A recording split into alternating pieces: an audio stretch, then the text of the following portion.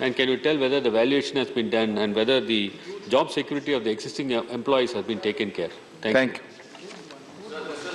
Yes, this question not related to Air India. But sir, I will try and answer the honourable member because I know it's of interest to him. Yes, I will certainly try and do that. Please. SSP is certainly slated for disinvestment. DPM of the Finance Ministry and my ministry are both the Steel Ministry are working together on this. We have tried to take our investors to do due diligence and visit the plant.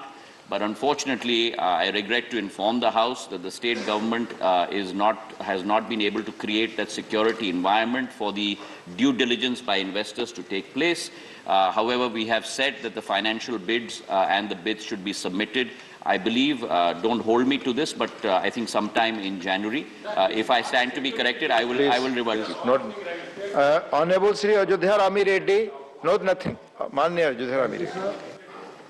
Sir, you has recently released the carbon border adjustment mechanism, which directs that goods imported from a high polluting country will face a levy at the border based on its emission footprints. With the India exporting 25%, please be brief. With India exporting 25% of their steel production to the EU, how will this impact our steel industry, and what steps the government is taking to address this issue? Thank you. Sir, as far as environment concerned, this is an issue that affects the steel industry worldwide. I am also pleased to report to the House through you, sir, that India has now reached a new record.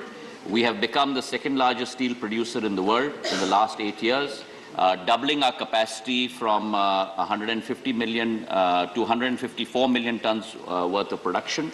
We are very, very aware of the environmental concerns across the board. This affects producers all across the world, and which is why I have enunciated in this House a very clear articulation of both the supply side and the demand side plans that we have in place to reduce CO2 emissions in the steel sector, because without a doubt, this is the way the world is going, and steel has to conform to that path of environmental protection. Thank you. Question number 122, Mani Sanjeev Arora ji. Mani Mantri ji. Mani Mantri ji. Uttar Sabha Patel par First supplementary, Mani Sanjeev ji. Sir, Mike. First supplementary, pehla sawal. Honorable Chairman, sir, I would like to ask Honorable Minister through you that how come Amritsar and Chandigarh airports were not pushed while signing agreements when everyone knows that maximum Indian population is from Punjab, especially in Canada, and the agreement was with Canadian. Thank you. Sir, I would like to respond to the honourable member who's asked the question, as well as the honourable member who raised this issue in 0R, Raghav Chadda ji. Let me be very clear, sir, that India has to look after her own interests. And the fact of the matter is that in the past governments, we have been way too liberal in terms of signing our air service agreements and giving multiple points of call to our neighbors very close to our geography. Whereas if you look at the situation today, sir, especially as far as Amritsar and Chandigarh are concerned, the honourable member in 0R also had raised, it's absolutely untrue, the statement that he has made. I'd like to place that in front of the House, that there is no connectivity in Amritsar, Chandigarh. I would like to inform him as well as the House that today we have connectivity, international connectivity from Amritsar and Chandigarh to almost 7 countries: United Kingdom, Qatar, Dubai, Malaysia, Sharjah, Singapore and Italy. As far as Amritsar is concerned, we have 17 air traffic movements per week internationally, specifically to Singapore, Doha and Kuala Lumpur, as well as to Tbilisi and to Malposa, Milano. As far as our domestic carriers are concerned, we have 42 air traffic movements internationally in Amritsar and Chandigarh together.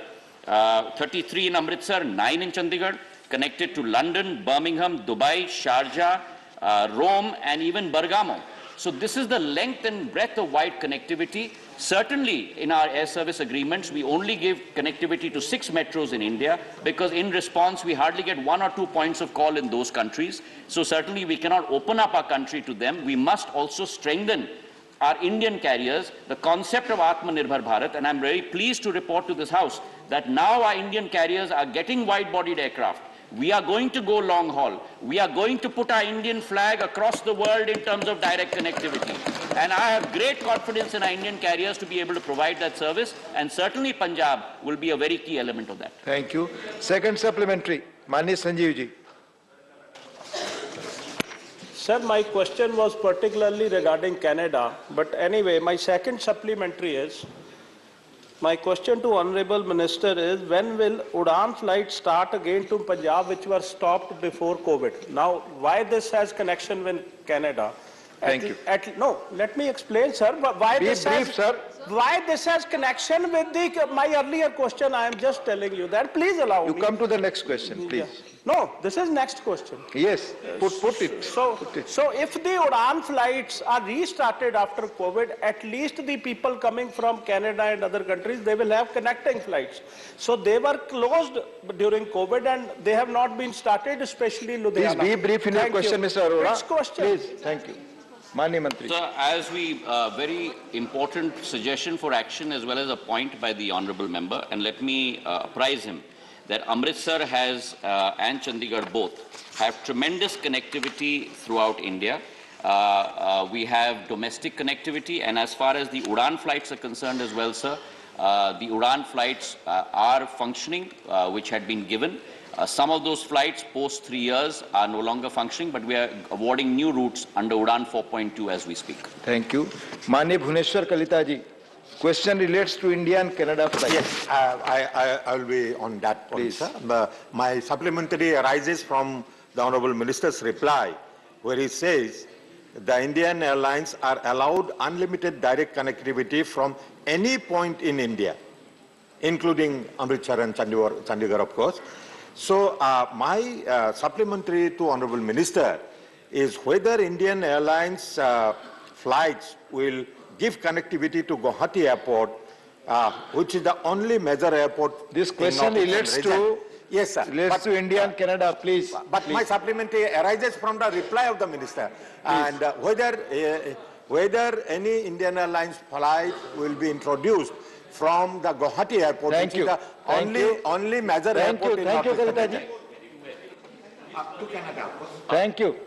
Thank you. Put your question. Sir, as we are aware, sir, the civil aviation sector is a deregulated sector, and the decisions are made by the airlines based on their possibilities of passenger load factor as well as economic issues. If the member comes and meets with me and has a cup of tea or coffee with me, we can discuss it, and I will certainly pursue it. Thank you. Dr. V. Sivasan. So question is for Canada. Yes, Canada and yes, sir. India Yes. and Canada. Sir, Please. Canada and Canada same.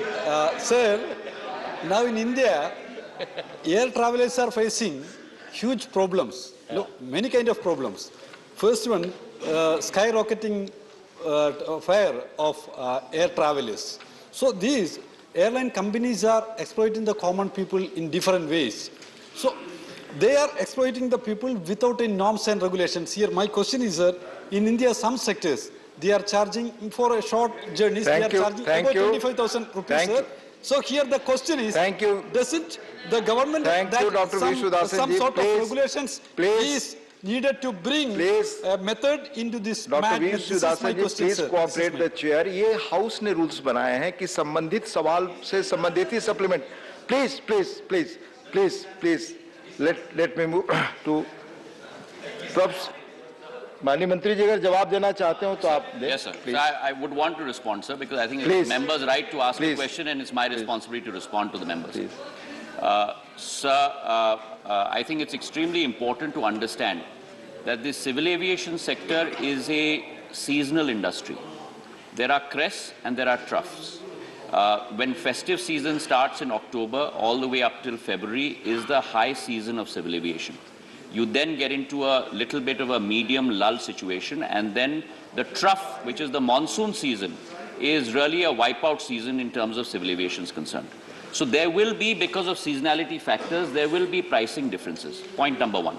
Point number two, sir, we also have to understand that the civil aviation sector has gone through possibly the worst time of any industry in the world during COVID.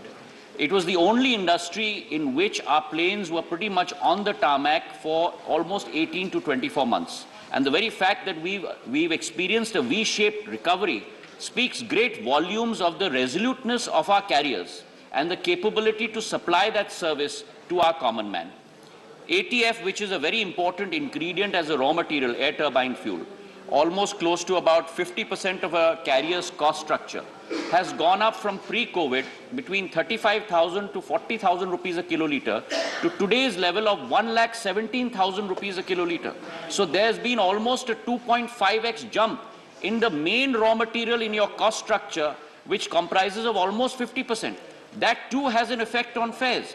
And finally, sir, the civil aviation sector functions on what is called as a reservation bucket designator, RBDs, where if you book very far in advance, you will get very, very low fares. But as the plane keeps filling up, the fares certainly do go up, and that is an international practice that is followed all across the globe. Thank you. Professor Manoj Kumar Jha. Professor Manoj Kumar Jha. माननीय उपसभापति महोदय, मैं पहले ही माफी मांग लूं इससे पहले कि आप कहें। ये प्रश्न संबंधित है माननीय मंत्री जी की मौजूदगी से, सवाल से संबंधित नहीं है। मेरा आपके माध्यम से कहना, माननीय मंत्री जी, आजमगढ़ में एयरपोर्ट के विस्तारीकरण के क्रम में हजारों किसान अपनी जमीन ना देने के लिए 2.5-3 महीने से बैठे हुए हैं, उनके साथ कोई संवाद नहीं हुआ है। आप कोशिश करें संवाद हो और रिजॉल्व किया जाए। धन्यवाद। सुझाव है, माननीय मंत्री पर निर्भर करता है कि वो जवाब देना चाहे। अध्यक्ष महोदय, जरूर साहब आएंगे और हमसे मिलेंगे, हम जरूर बैठ के तहकीकात करेंगे। Thank you. क्वेश्चन नंबर 123, माननीय श्री धीरज प्रसाद साहू। माननीय धीरज प्रसाद साहू। हाँ, माननीय मंत्री जी, क्वेश्चन नंबर 123 उत्तर सभापति पर रखा। पहला सप्लीमेंट्री, माननीय धीरज जी। भारतीय इस्पात प्राधिकरण लिमिटेड सेल के स्तर पर तथा बोकारो स्टील बर्नपुर एलाय दुर्गापुर चंद्रपुर से समिति सदस्यों का चयन सेल कर्मचारियों के बीच नहीं करने की वजह क्या है? माननीय मंत्री जी। सर, हमारे 8 संयंत्र हैं और इन 8 संयंत्रों में से कई संयंत्रों में हमारे यूनियंस और मजदूर संघ रजिस्टर्ड और एफिलिएटेड हैं, कई में नहीं। और इसका कारण मैं हमारे सांसद महोदय के समक्ष भी रखना चाहता हूं। भिलाई स्टील प्लांट पे भिलाई इस्पात मजदूर संघ एक रेगनाइज्ड यूनियन है। रूरकेला स्टील प्लांट में रूरकेला श्रमिक संघ इंटक के साथ जो एफिलिएशन रखता है वो उसे मान्यता मिली है। सेलेम स्टील प्लांट में सेलेम उरुकाल थोजिलार मुनेत्रा संगम LPF को मान्यता मिली है। और VIS Visvesvaraya iron and steel plant में VISL वर्कर्स एसोसिएशन को मान्यता मिली है। इसके अतिरिक्त सर 4 ऐसे हमारे संयंत्र हैं जहां मान्यता नहीं मिली है। दुर्गापुर स्टील प्लांट में क्योंकि वहां चुनाव आयोजित नहीं किए गए, क्योंकि वहां एक विषय पर आदान प्रदान भी है और एक सबजुडिस मैटर भी है। और यही स्थिति बोकारो स्टील प्लांट की है, जहां बोकारो स्टील वर्कर्स यूनियन को मान्यता दी गई थी, पर अब एक मैटर सबजुडिस है, लीगल मैटर हो गया है, इसलिए वहां चुनाव नहीं हो पाए। और यही स्थिति इसको में है और एलॉय स्टील प्लांट में है। धन्यवाद माननीय मंत्री। सेकंड सप्लीमेंट्री, माननीय धीरज जी। बोकारो इस्पात संयंत्र बर्नपुर एलाय दुर्गापुर चंद्रपुर फेरो एलाय प्लांट में 1947 और औद्योगिक विवाद अधिनियम 1957 के प्रावधानों के तहत सीक्रेट बैलेट इलेक्शन के आधार पर समिति सदस्यों का चुनाव क्यों नहीं किया जा रहा है? धन्यवाद। जैसे मैंने आपसे निवेदन किया था और आपके द्वारा माननीय सांसद जी को भी निवेदन किया था कि ये मैटर सबजुडिस है, क्योंकि वहाँ लीगल केसेस चल रहे हैं, तो इस पे हम लोग हस्तक्षेप नहीं कर सकते। धन्यवाद। माननीय GVL Narasimha Rao. Thank you, sir. Sir, this is about executive and non-executive employees working in RINL, Visakhapatnam Steel Plant, sir. Among the 5,200 executives working, About 300 are retiring every year. Similarly, among 10,000 non-executive members working in Visakhapatnam Steel Plant, about 900 are retiring every year. And since 2019, there has not been any recruitment. So also, there is a freeze on promotions and increments for employees, which has a very limited cost to the company, sir.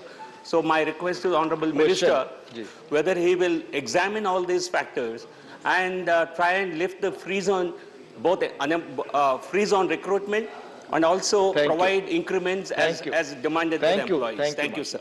माननीय मंत्री जी। Sir, according to the rules, sir, there has to be a level of profitability for the past 3 years before the increments are given with regard to CPSUs.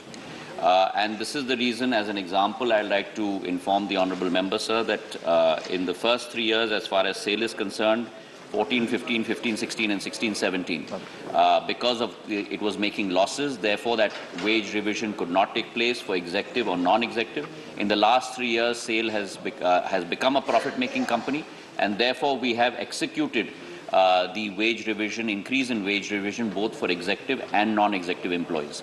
The question very clearly is on SAIL. We have put in place, as I mentioned, across all CPSUs. The current question is on SAIL. As far as RINL is concerned, it will have to be seen whether it comes under this clause of 3 years profitability. If it does not, then certainly that wage increase at this point, according to the rules, cannot be given. धन्यवाद माननीय मंत्री जी। Dola Sen ji, supplementary. Thank you deputy chairman साहब। आपके माध्यम से हम माननीय मंत्री जी से जानना चाहती हूँ कि why memorandum of understanding not yet signed for SAIL workers wage revision at RINL 2, and as there are lacks of huge of workers beyond the central trade unions, why the central SAIL management do not restructure the NJCS committee considering the objective reality, and whether the central government and ministry has done any survey to know how many vacancies there in the PSUs like SAIL, how to fill it, and why the overqualified numbers are applying for jobs in government departments. Thank you. You have put 2 questions, please. Thank you. Sir, the honorable member has raised 2 very pertinent issues. One is regarding the fitment process, as well as the salary revision and the resources being given to our workers. I'd like to inform her through you, sir, that as far as SAIL is concerned, we have actually signed the MOU with regard to executive employees as well as non-executive employees, both with regard to the new fitment, and I'd like to inform her through you as well, sir, that as far as the non-executive employees are concerned, it's been a 5-year cycle. The 2 cycles ago in 2007, wage revision was executed, then in 2012, and now as of 2017, the wage revision is being executed. But as far as the executive employees are concerned, it's only been done once in the last 10 years. So there's a 10-year cycle for executives, but a 5-year cycle for non-executives. And as far as we are concerned, at this point of time, 667 crores have been already dispersed to 11,000 executive employees, and 1,000 crores has already been dispersed to 56,000 employees of SAIL. So that has already been in place. The second question she raised is with regard to the composition of the NJCS. Through you, I'd like to also inform her, sir, that we have 12 representatives from our PSUs, 2 from SAIL and 1 each from Bhilai ISP, Bhilai, Rourkela, Durgapur, Bokaro, ISP, ASP, SSP, VISP, CFP, as well as the Director of Personnel or RINL. And as far as our unions are concerned, there are almost 25 representatives. So the weight is given to the workers and to the unions. 3 representatives each from INTUC, C2, ITUC, HMS and BMS, and 1 representative each from the unions of Bhilai, Durgapur, Rourkela, Bokaro, Burnpur. And as far as the SSPs are concerned, 1 rep each from Durgapur, Salem, our Bhadravati, Chandrapur, Fero, as well as RINL. Thank you. माननीय honourable P. Bhattacharya ji. Sir, I have a very pertinent question. for increasing the quality of the production. All the steel factories in our country, whether government has any planning of start any tripartite discussion with the central trade union leaders. Thank you. Steel production in the country has increased at a historic level. In 13-14, we had only close to about 60 million tons per annum production of steel. We are today at 120 million tons. In terms of capacity, we had only 75 million tons. We are today at about 154 million tons. So there's been a doubling in the last 8 years of steel production in the country, which has been historic, and which is why we've become the second largest steel producer in the world today, sir. It's very important that India, the second point I'd like to make is very important that India continues on this trajectory of growing capacity of steel production, because we have a tremendous amount of infrastructure projects. And therefore, it is our target that by 2030, we intend to double our steel capacity from 150 to 300 million tons. SAIL 2 will be a part of that. SAIL's current capacity is 19.6 million tons. We're going to grow SAIL's capacity to 33 million tons by 2030, and Bokaro Steel Plant's capacity is 4.6 million tons, which will go to 8.6 million tons. Thank you. Question number 124, Srimati Ranjan ji. Question number 124. Thank you. Mani Mantri ji. Sir, statement is laid on the table of the House. First supplementary. Sir उप सभापति जी, आपके माध्यम से मैं मंत्री साहब से पूछना चाहती हूं कि अगर आप देखें तो जो कोयला खदानें अभी विकसित हो रही हैं, उनमें से कम 165 गांव को विस्थापित करने और लगभग 87,630 परिवारों को प्रभावित करने का खतरा है, जिनमें से 41,508 परिवार उन क्षेत्रों में रहते हैं जहां प्रमुख आबादी आदिवासियों की है। इसमें लगभग 22,686 हेक्टेयर कृषि की भूमि और 19,287 हेक्टेयर जंगल को भी खतरा है। ऐसे में देश की खदानों में हम सिर्फ 2/3 क्षमता का उपयोग कर पा रहे हैं। कुछ बड़ी खदानों में सिर्फ 1% ही क्षमता का उपयोग हो रहा है। क्योंकि मैं आपके आंसर से सेटिस्फाइड नहीं हूं, तो नई खदानों में हमारे लाखों आदिवासी भाइयों, सर उसी में आ रही हो, इतनी मुश्किलों का सामना करना पड़ रहा है। उनकी जल, जंगल, जमीन, रोजी रोटी का सवाल है। मेरा मंत्री जी से सवाल है कि आज जो मौजूदा खदानें हैं, उनकी क्षमता को बढ़ाने के लिए मंत्रालय ने क्या कदम उठाए? धन्यवाद। Sir, basically, I do not agree the so-called report what she is mentioning. That report is neither credible nor reliable. See, that has calculated on the basis of जो कोल इंडिया और हमारा PSU के पास जो हमारे कोयले के खदान है, उसके लिए कैलकुलेट किया है 328, लगभग हमारे पास 328 माइंस है इनटू PRC। तो PRC सभी इसमें अचीव नहीं होता है जी। PRC कभी कभी वेदर के कारण, लैंड एक्विजिशन कारण, नॉन वायबिलिटी के कारण, for the various reason, and कभी कभी PRC अचीव ही नहीं होता है। तो इसके कारण ये जो कर रहे हैं, this is not acceptable report, and on the basis of that, because ultimately it is the question of the energy security of the country, हमको हमारा energy security को देखना है। and जहाँ तक सवाल है हमारा, जहाँ तक सवाल है प्रोडक्शन का जो सवाल है हमारा प्रोडक्शन था इन 14 it was 566 million ton। इस बार हो रहा है माननीय प्रधानमंत्री नरेंद्र मोदी जी के मार्गदर्शन में, this year our total production will be 900 million ton। That means all our PSUs they are using optimum, they are producing to the optimum level। For example, Coal India average is around 85%, ACCL is around 90%, and Neyveli Lignite Corporation, where we have given them the coal mines also, and including lignite, there is almost nearly 100%.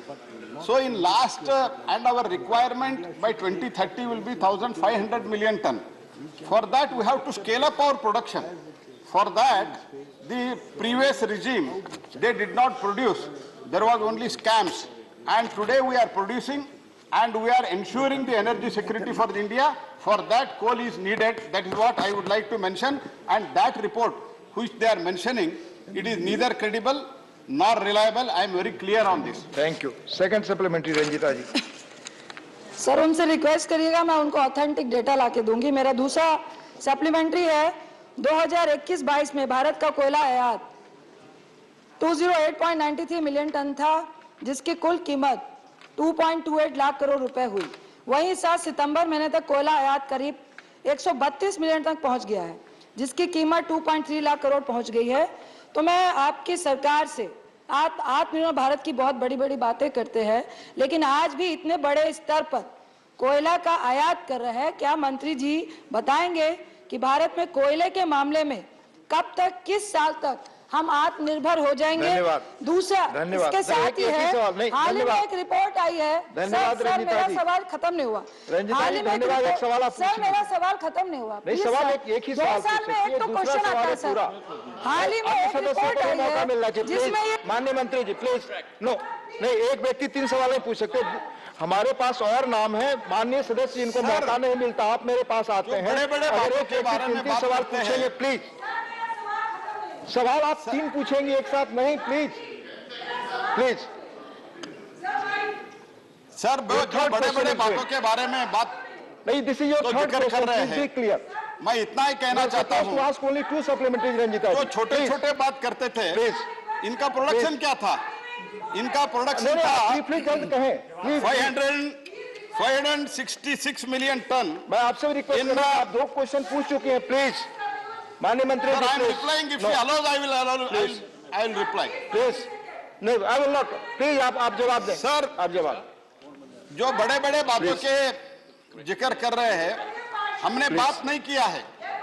बात तो हमने जो किया है, हमने करके दिखाया। माननीय सदस्य, आपको 2 सवाल पूछने का मौका है, आप 3 सवाल पूछ रहे हैं। No, I will not allow, I will not. Please please please, nothing is going on record. No, please briefly आप मंत्री जी जवाब दें, I will move to it. Please please आप ब्रीफली जवाब दें प्लीज प्लीज। सर प्लीज आप, माननीय मंत्री जी प्लीज, माननीय मंत्री जी प्लीज जवाब दें आप। I will move to now other, I will move to other question now. Sir, Congress party का प्रॉब्लम है sir. Please, they do not have trust on our agencies, they do not have trust on our army, they do not have trust on our institution. माननीय मंत्री सवाल पे जवाब please please. This is the situation. They are trying to rely on a report.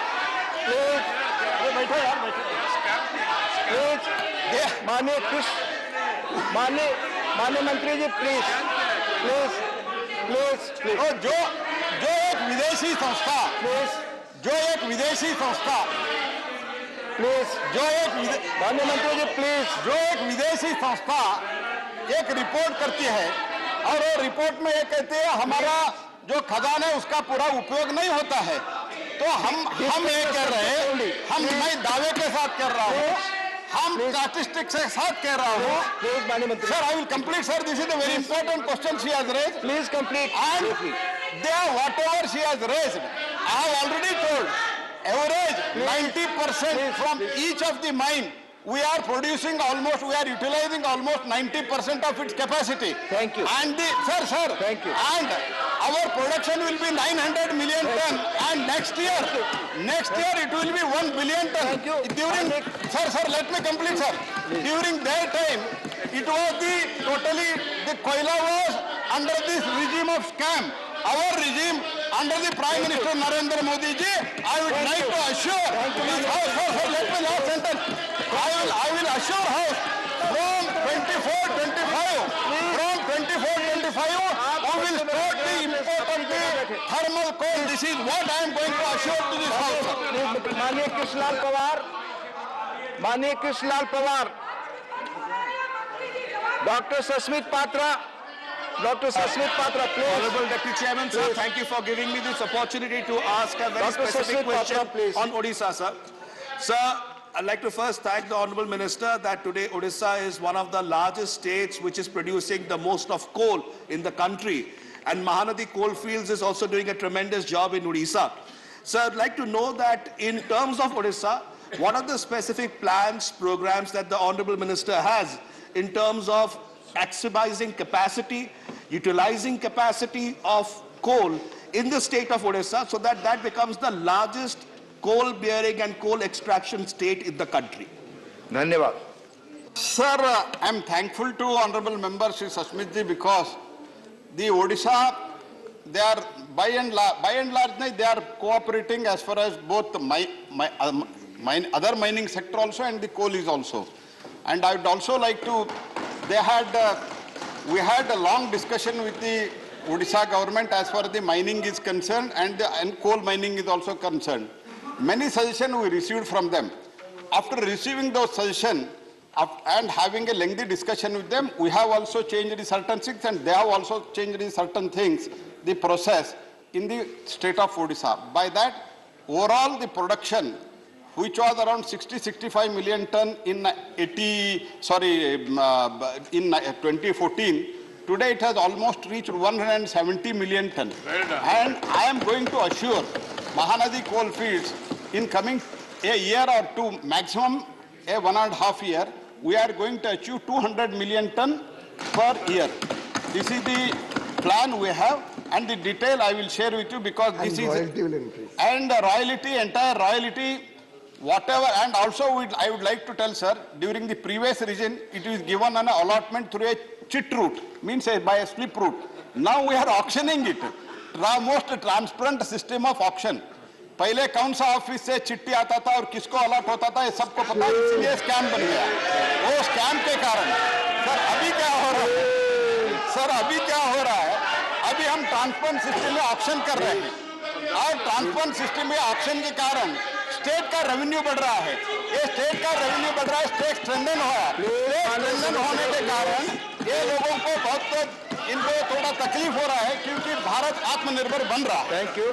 माननीय नीरज गांगी जी, माननीय Neeraj Gangi, your question. माननीय नीरज गांगी, आपका सवाल. Thank you, Chairman, sir.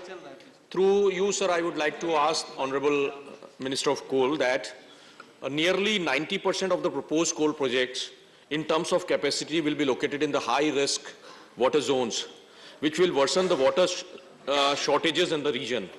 What steps will the government take to mitigate the potential water crisis due to new coal projects in these regions? Thank you. Thank you, sir. I may be kindly allowed to speak in detail, sir.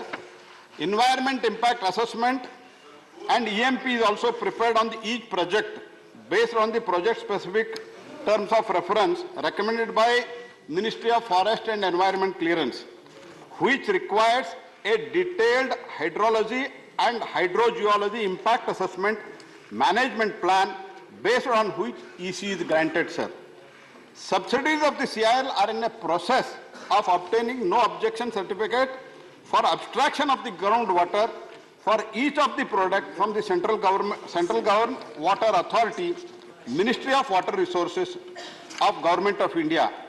Advance payment of fee is ensured for each project for abstraction of the groundwater. Clearance is granted based on the detailed hydrological report and the groundwater. तो इसीलिए ये सब हम जो करते हैं इसके साथ ही साथ जो माइन करने के बाद पानी निकलता है वो पानी एक तो हम हमारे माइनिंग के लिए ही यूज करते हैं और उसके बाद फॉर एग्जांपल मैं CIL के देता हूं. The objective of the CIL is to attempt the maximum utilization of the mine water discharge for the community use. In 2021 and 2022, out of the total 6,440 some LCQM average mine water discharge, 2,591 LCQM of mine water was utilized for own use and 2,826 LCQM water was utilized for the community supply. That is for some is potable and some is for irrigation and some is for plantation. Thank you, Mantri. Means the entire water is used and also plantation is being done and also we are taking the permission from all the concerned authorities so that there will not be impact of the water on the concerned area. Thank you. Saroj Pandey ji. धन्यवाद उपाध्यक्ष जी, मैं माननीय मंत्री जी से जानना चाहती हूं कि जो कोयला खदानों का परिचालन होता है और जो राज्यों में स्थापित है, उन राज्यों में जो केंद्र सरकार के अधिकारी होते हैं, उन अधिकारियों पर राज्य सरकार द्वारा अनाधिकृत तौर पर उन पर दबाव डाला जाता है और अनैतिक कार्यों के लिए जिस प्रकार से छत्तीसगढ़ में अभी लगातार ये घटनाएं क्रम हो रही हैं, तो वहां पर मैं सिर्फ इतना जानना चाहती हूं कि छत्तीसगढ़ में जो घटनाक्रम अभी घटित हुआ है कोयला के खदानों को लेकर और जिसको लेकर बार-बार ये विपक्षी दल उद्वेलित होते हैं, मैं माननीय मंत्री जी से जानना चाहती हूं कि छत्तीसगढ़ खदानों का क्या विषय रहा है। सर, तो दबाव डालने का इधर-उधर कोशिश तो होता है, लेकिन कई स्टेट में तो ऐसा होता है, लेकिन भारत सरकार इसमें स्पष्ट है। हम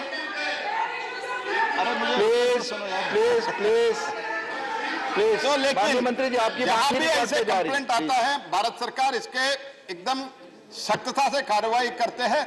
इसके साथ ही साथ मैं ये कहना चाहता हूं, द टोटल जो सिर्फ हमारे पीएसयू के साथ था कोयला प्रोडक्शन, उसके कारण हमारा total production not even it was sufficient for the 50% of the requirement. Now, because we have completely stopped, the scam regime has been totally stopped. तो ये स्कैम रिजिम बंद होने के कारण टोटल हम ट्रांसपेरेंट सिस्टम से ऑक्शन करके private लोगों को लाके, प्राइवेट लोगों को भी इसमें इन्वॉल्व करके देश का जो नीड है, एनर्जी रिक्वायरमेंट है, कोयला का रिक्वायरमेंट हम पूरा करने जा रहे हैं। इसीलिए Narendra Modi government which believes in transparency and we believe in that and we are committed to that. Thank you. Question number 125, Honorable P. Sri Santosh Kumar P. Question number 125. माननीय मंत्री जी. Table, sir. First supplementary. Sir, there are around 40% of the Hajj pilgrims are from northern side of Kerala only. So the government of Kerala already demanded to make it a Hajj embarkation center. And you might be knowing that there are 8 members of parliament from the same district, including the minister who is sitting next to you. So my request is, question is that will it be operational by 2023? I mean the Hajj embarkation center in Kannur airports. Thank you. Sir, as far as the Hajj embarkation is concerned, sir, we are not the nodal ministry. The nodal ministry is the Ministry of Minority Affairs. Based on the decision that the Ministry of Minority Affairs takes with regard to Hajj embarkation points, that decision is notified to us, and we are only the operational side in terms of providing the necessary processes. If the honourable member can certainly raise this issue with the Minority Affairs, and if he so likes, I can also pass it on from his side to the Ministry of Minority Affairs. Thank you. Second supplementary. So as it is described now, there is a detailed picture of the Kannur airport. So I would like to ask you one question. Sir, it is up to the airlines to provide air services to and from any airport in the country depending on their operational and commercial viabilities. So this means now airfares are being determined by the companies. Now the operations are also being decided by the companies. So this will lead to total catastrophe. All these airports have spent crores of rupees. And if the government is not going to intervene in this issue, this will be a serious loss to the nation. So I request you to change the policy. Is there any chance of changing your policy? Thank you. So the whole concept of deregulating a sector means you allow for market forces to decide. Now, the honourable member is asking the question whether we need to re-regulate a sector that we have deregulated. I certainly believe, sir, that the airlines are providing a yeoman service in terms of contributing to the transportation sector in our country. I can very well understand the honourable member's concern with regard to connectivity, and I would like to apprise him that as far as Calicut is concerned, we have 332 air traffic international movements to almost 14 cities. As far as Kochi is concerned, we have 564 air traffic movements per week to 16 cities. As far as Kannur is concerned, we have 130 air traffic movements to almost 11 cities Tiruvannapuram, we have 220 air traffic movements per week to almost 13 cities. Thank you. Please. Ram भाई मुकेरिया, ये सवाल सिर्फ कन्नौर Calicut airport का है, इससे आपका संबंधित सवाल है? बंदर का है। प्लीज नहीं, तो मुझे अगले सवाल पे जाने दीजिए क्योंकि बहुत धीमी गति से बढ़ रहे हैं। Please, doctor Ashok Kumar Mittal. Airports के ऑपरेशंस पर नहीं, आपका सवाल कन्नौर कालीकट एयरपोर्ट से संबंधित है? नहीं, हमारा एक आदमपुर पंजाब में एयरपोर्ट है और उसमें से 4 बंद पड़ी हुई है, उसमें से 4 बंद। No please let me. Sir, इसके उत्तर में उड़ान और रीजनल कनेक्टिविटी स्कीम का जिक्र किया गया है, तो उससे संबंधित आपका कन्नौर कालीकट से जुड़ा सवाल है तो मैं मौका देने को तैयार। हरियाणा के एयरपोर्ट से जुड़ा। तो प्लीज बैठे। क्वेश्चन नंबर 126, श्रीमती ममता मोहंता। और 126 प्लीज, माननीय मंत्री जी। Sir, answers laid on the table of the House. First supplementary. धन्यवाद वाइस चेयरमैन सर। आरसीएस उड़ान के चतुर्थ पर्याय के अधीन में 2020 में देश के रिमोट और रीजियोनल स्थान में कनेक्टिविटी को सुदृढ़ करने के लिए 78 नया रूट को अनुमोदन किया गया था। सर, मैं आपके माध्यम से मंत्री जी को पूछना चाहती हूँ कि ये नया रूट में ओडिशा के कोई सेक्टर शामिल है या नहीं, अगर नहीं है तो क्या कारण है, और क्या सरकार कोई नया रूट प्रस्तुत कर रहे हैं? थैंक सर, जहां तक उड़ीसा की बात है sir, we have 22 operationalised routes वर्तमान में, और हम लोगों की कोशिश है कि आने वाले समय में 16 ऐसे रूट्स हैं जिसमें से 14 रूट्स में हमारे 2 एयरपोर्ट अभी जल्द तैयार होने वाले हैं, और 2 रूट्स के लिए एयरलाइन अभी वो रूट्स चला नहीं पा रही है। लेकिन हमारी कोशिश है कि आने वाले अवधि में भी उड़ान 4.2 के तहत 184 रूट्स हम लोग ने अधिक दिए हैं, जिसमें से करीब 16 हेलीकॉप्टर रूट्स हैं, 50 हमारे सी प्लेन रूट्स हैं और करीब 119 हमारे फिक्स्ड विंग के रूट्स हैं, और आने वाले समय में भी उड़ीसा को हम लोग प्राथमिकता जरूर देंगे। धन्यवाद। Second supplementary. सी उड़ान योजना के अंतर्गत कितने एयरपोर्ट कवर हुआ है? क्या इस योजना का और विस्तार करने का कोई योजना है? अगर है तो कौन सी राज्यों के कितने ट्राइबल जिला में इस योजना को लाभान्वित करेंगे? सर, उड़ान योजना एक बहुत महत्वाकांक्षी योजना है भारत सरकार की, और प्रधानमंत्री की महत्वाकांक्षी योजना है कि उड़े देश का आम नागरिक। और इसी योजना के तहत पिछले 6 वर्षों में 2016 में इसकी शुरुआत हुई। करीब 2,15,00,000 नए फ्लाइट्स उड़े हैं सर, और इसके साथ 1,15,00,000 लोग जिन्होंने कभी भी प्लेन में सफ़र नहीं किया हो, केवल खेत में खड़े होकर प्लेन को देखा हो, ऐसे लोगों ने सफ़र किया है सर। तो ये उड़ान योजना की महत्वपूर्णता है देश की विकास और प्रगति में, और 11 एयरलाइंस इसके भाग हैं, जिसमें से 3 नए स्टार्टअप्स भी हैं। 70 नए एयरपोर्ट बने हैं सर, ऐसे जगह में जहां एयरपोर्ट द्वितीय विश्व युद्ध के बाद पूर्ण रूप से मिटाए गए थे, वहां एयरपोर्ट स्थापित हुए हैं, चाहे वो दरभंगा हो, रूपसी हो, किशनगढ़ हो। अनेक ऐसे स्थान हैं जहां 15,000 से 2.5 लाख से 3.5 लाख यात्री प्रतिवर्ष आज उन एयरपोर्ट से सफर कर रहे हैं। और आने वाले सालों में जो 70 एयरपोर्ट्स हमारे बने हैं, उसके अतिरिक्त हम लोग 68 नए एयरपोर्ट्स बनाने जा रहे हैं 2024 के अंत तक, ताकि एक विस्तृतीकरण नागर विमानन का क्षेत्र का हो और एक गहराईकरण भी नागर विमानन क्षेत्र का हो। रजनी पाटिल जी। सर, उड़ान स्कीम के अंतर्गत अभी मंत्री महोदय ने सब जानकारी दी थी। मैं आपके द्वारा पूछना चाहती हूँ कि टियर 2 और टियर 3 शहरों में जहाँ पर ऑलरेडी एयरपोर्ट्स मौजूद है, जैसे कि हमारे महाराष्ट्र में नांदेड़, वहाँ पे 2-3 साल से हवाई सेवा चालू नहीं है, तो जो जहाँ पे लागत गवर्नमेंट की लगी है, पैसा लगा है सरकार का, वो तो बंद है और हम नए शुरू करने की कोशिश कर रहे हैं, तो क्या इसके लिए सरकार कुछ करेगी? धन्यवाद। नांदेड़ में हमने फ्लाइट कनेक्टिविटी की शुरुआत की थी, लेकिन दुर्भाग्यपूर्ण वो एयरलाइन ने वो रूट बंद कर दिया है। हमारी कोशिश है और आने वाले उड़ान 5.0 में भी हम नांदेड़ को जरूर प्राथमिकता देंगे, क्योंकि नांदेड़ एक ऐतिहासिक स्थान है, केवल महाराष्ट्र के दृष्टिकोण से नहीं लेकिन राष्ट्र के दृष्टिकोण से हमारे सिख समाज के लिए भी एक बहुत महत्वपूर्ण स्थान है और प्राथमिकता हम जरूर देंगे, ये विश्वास में। धन्यवाद। श्रीमती कांता करदम जी। धन्यवाद सर। सर, मैं आपके माध्यम से पूछना चाहती हूँ, माननीय मंत्री जी से पूछना चाहती हूँ कि क्या इस योजना के तहत चालू हवाई अड्डों की संख्या में वृद्धि हुई है तथा उड़ान तहत प्रचालित RCS मार्गों एक सवाल पूछ और चुकी हैं हवाई कांता अड्डों जी, का एक सवाल हो चुका है आपका, प्लीज राज्यभर विवरण क्या है? प्लीज एक धन्यवाद ही सर। सवाल। माननीय मंत्री। अध्यक्ष महोदय, एक बहुत महत्वपूर्ण सवाल है। हमारे भारतवर्ष में 2013-14 तक केवल 74 हवाई अड्डे स्थापित थे और इन 8 वर्षों में प्रधानमंत्री जी की प्राथमिकता के आधार पर आज 71 नए हवाई अड्डे, वाटर एड्रोम और सी ड्रोम हमारे स्थापित हो गए, 145 स्थापित हो गए।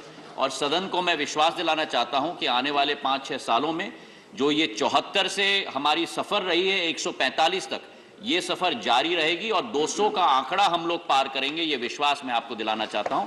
और इसी के साथ जहां हम लोगों के प्लेन की फ्लीट की बात है, जो केवल 400 तक सीमित थी 2013-14 पे, वो आज 700 पर आ गई है और हर वर्ष 100 से 125 प्लेन्स की एक्विजिशन होगी और आने वाले 5 साल के अंदर 1200 के आंकड़ों को भी हम लोग पार करेंगे, ये विश्वास है। धन्यवाद। माननीय इमरान प्रतापगढ़ी। माननीय इमरान प्रतापगढ़ी।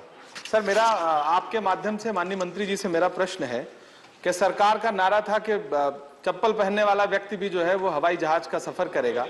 इन दिनों प्लीज सवाल पूछने दें इमरान जी। हर चीज पे टोका टिप्पणी करना सर नहीं, प्लीज आप उनको भी मना करिए। सत्ता मैं सबको मना कर रहा हूं। मेरा अनुरोध यह है सर, और प्रश्न मेरा यह है कि इन दिनों जब भी थोड़ा सा यात्रा का अनुपात बढ़ता है, टिकट इतने ज्यादा महंगे हो जाते हैं कि कोई कंट्रोल नहीं रह जाता। 5,000 का टिकट 20-20, 25-25 हजार तक में बिकता है। तो क्या माननीय मंत्री जी के पास इस तरह का कोई इसको लेकर के उपाय है प्राइवेट एयरलाइंस को कंट्रोल करने का, कि कम से कम टिकट जो है वो सस्ता रह सके और आम यात्री जो है वो हवाई जहाज का सफर कर सके? सर, मैं सांसद महोदय को सूचित करना चाहूंगा आपके द्वारा कि शायद इनके वायर्स क्रॉस्ड हो गए हैं। ये मिक्सअप कर रहे हैं उड़ान योजना और साधारण टिकटों के आधार पर। उड़ान योजना के तहत वायबिलिटी गैप फंडिंग के मैकेनिज्म के तहत सस्ते टिकट दिए जाते हैं ताकि उस रूट को हम लोग वायबल कर पाए और उसी के आधार पर 1 करोड़ 10 लाख लोग इस देश में हवाई सफर कर पाए हैं सर, जिन्होंने कभी भी कल्पना नहीं की थी। तो जहां तवज्जो दिया जाना चाहिए, मैं निवेदन करूंगा सांसद महोदय को, तवज्जो देनी चाहिए उनको। जहां तक उन्होंने विषय उठाया है कि टिकट के दाम बढ़े हैं, बिल्कुल सही कहा है इन्होंने, और इसका विस्तृत उत्तर मैंने पहले प्रश्न में कहा था कि हमारे सेक्टर में 2 प्राथमिकता से 2 फैक्टर होती हैं। एक सीजनैलिटी की फैक्टर होती है, एक लीन सीजन होता है जहां टिकट के दाम कम होते हैं, एक हाई सीजन होता है जहां टिकट के दाम बढ़ जाते हैं। और ये केवल भारत में नहीं है, ये विश्व स्तर पे ये स्थिति होती है और आज हम लोग वो हाई सीजन में चल रहे हैं, नंबर 1। नंबर 2, एक डेजिग्नेटेड बकेट्स होते हैं टिकट के। तो अगर हम लोग ट्रैवल करना चाहते हैं, यात्रा करना चाहते हैं, अगर एडवांस में हम लोग बुकिंग करेंगे तो आपको लोएस्ट फेयर से भी कम मिलेगा डिस्काउंट पे, 2,000-3,000 पे। पर अगर आखिरी दिन पे हम लोग टिकट बुक करेंगे तो वो फेयर जरूर बढ़ जाते हैं। और तीसरा मुद्दा जो आपके समक्ष मैंने सर रखा था कि एयर टर्बाइन फ्यूल का कॉस्ट अंतर्राष्ट्रीय जगत में जो 53,000 रुपए प्रति किलो लीटर था प्री कोविड, वो अब 1,17,000 रुपए प्रति लीटर हो चुका है वर्तमान के समय में, जो 50% हम लोगों की इनपुट कॉस्ट एयरलाइंस की होती है। Thank you. Question number 127, honourable Shri S Kalyan Sundaram. Question number 127. माननीय मंत्री जी, so put number 127. Please. Sir, a statement is laid on the table of the House, sir. For supplementary, Honorable Kalyan. வாய்ப்பளித்தமைக்கு தலைவர்களுக்கு நன்றி. தஞ்சை மாவட்டத்தில் ONGC நிறுவனம் கல்வி மற்றும் கல்வி சார்ந்த பணிகளுக்கு மருத்துவம் பொறுப்பு நிதி, சமூக பொறுப்பு நிதியிலிருந்து செலவு செய்த தொகை எவ்வளவு மற்றும் அதன் விவரங்களை தெரிவிக்கவும், மக்கள் பிரதிநிதிகளை கொண்ட குழு ஏற்படுத்தி செலவு செய்ய நடவடிக்கை எடுக்கப்படுமா? Thank you. माननीय मंत्री। Sir, the body of the answer in fact, provides the details district-wise for the concerned districts, which is given for the year-wise, 2019 to 20, 2020 to 21, 2021 to 22. Insofar as precise details is concerned, as the answer says, this is a board-driven process. Each corporate entity is mandated to spend at least 2%, up to 2% of its net worth, net profit in a given year for identified areas such as, which are again listed here, Mr. Deputy Speaker, sir, on health, which includes nutrition, sanitation, drinking water, education, skill development, rural development, women's empowerment, environmental-oriented initiatives, care for the elderly. And these details are also, as we have mentioned, onloaded onto the MCA portal. All the details are there. But as I said, if still some detail is required, this is a board-driven process, I'd be very happy to sit with the honourable member and go over those details. And I have no doubt that the honourable member already has the details, but I'll be able to supplement them if at all necessary. Thank you. Second supplementary, please be brief. Second supplementary, please. Sir, இந்த ஆண்டுதோறும் அதுக்கு ஒதுக்கப்பட்ட நிதி எவ்வளவு அந்த ஒதுக்கீடு நாடாளுமன்ற Please. Now 1 o'clock, House stands adjourned. Honourable members, House stands adjourned till 2 p.m.